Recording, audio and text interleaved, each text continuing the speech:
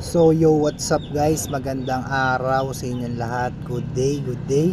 So ito, oras na naman tayo ng tanghalian at pinadalan tayo ng ulam ni mama. At ito, pinagmamalaki niya po sa akin na yung kanyang menu po today. So for today's video, pinadala po sa ating ulam ay ito.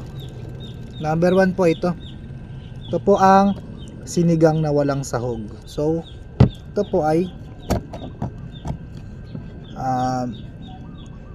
sabaw daw ng sinigang na walang sahog. Meron lang po itong sibuyas, bawang, luya, tapos talbos ng kamote.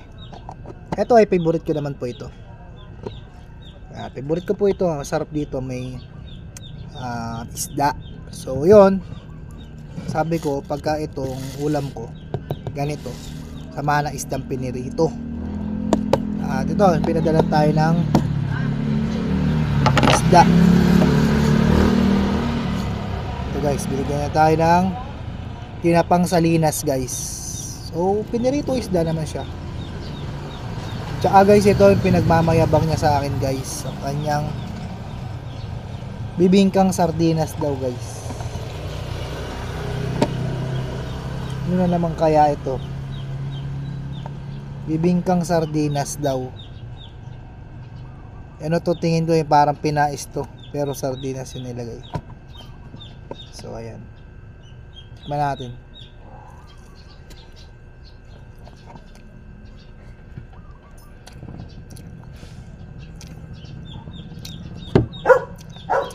Guys,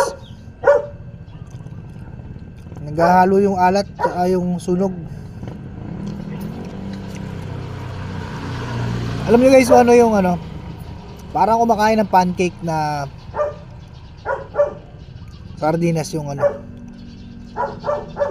sardinas yung pinaka flavor. Sabi niya bibingkang sardinas, bibingkang sardinas. Ito pancake to mo, nilalangaw na ako. Pancake na sardinas to guys. Nagloloko na naman tayo ni mama guys.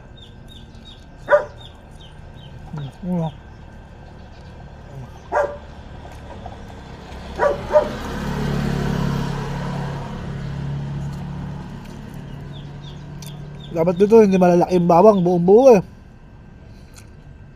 Parang kumakain ng hilaw na bawang guys. Ay nako,